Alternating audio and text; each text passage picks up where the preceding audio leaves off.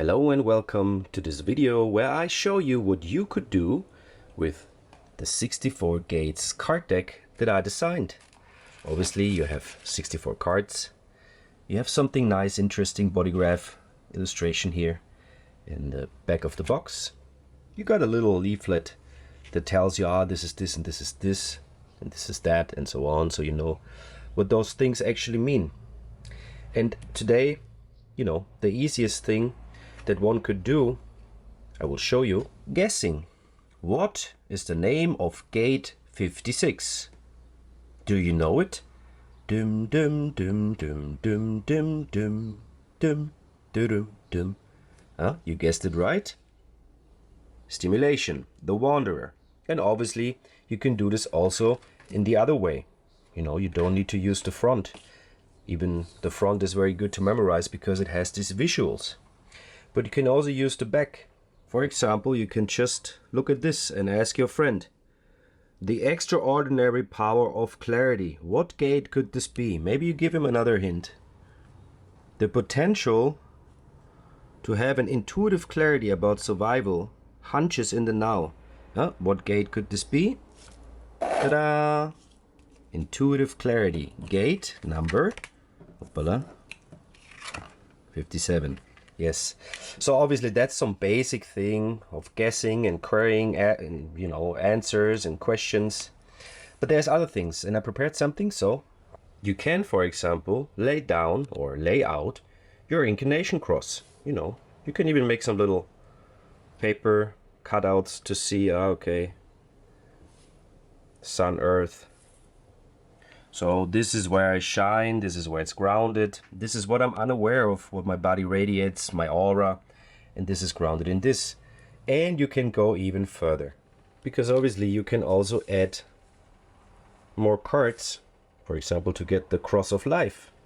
Not just the incarnation cross, but also the stage. What stage is it happening on? And then you get a pretty good picture of this. Okay, we have here determination of self that is grounded in the spirit of self, with a body that is here to have some extremes, that is grounded in behavior, on a stage in the first years, in the first half of the life, where it's about an environment that is about realization and oppression, where I see confusion in people, or where I go in resonance with confusion, but it will change to grace and openness and seeing doubt. So this is also a possibility, what you could do with the cards. And I'll show you another thing that I really think it's pretty cool.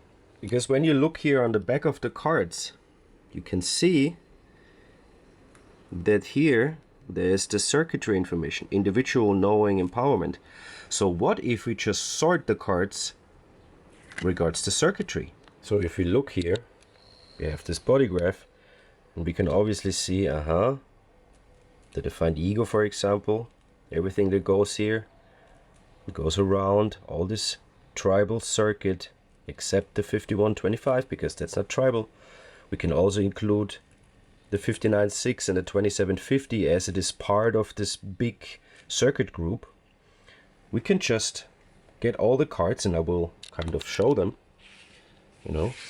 we can just put them here, and we have a kind of juxtaposition of all the images that obviously are designed to create some easy visual grasping, and like a memory game,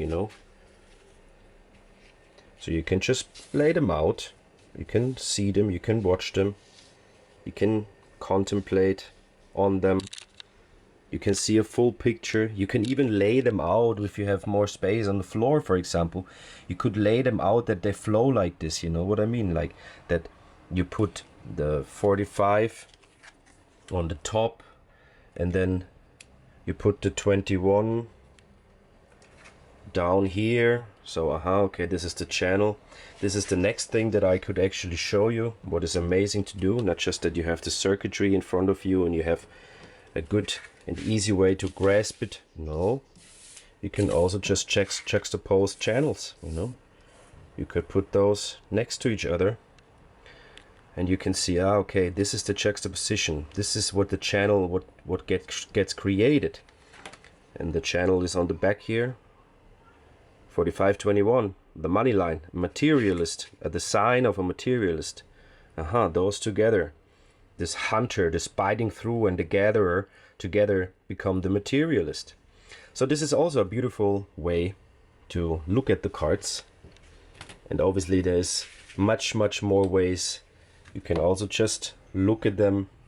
You can sort them through looking at the zodiac. For example, you can check all the Scorpio cards. You can put a rave mandala. You can draw it. You can, put them, lay them out in a circle and make some kind of constellation with it. There's many ways to use this beautiful card deck.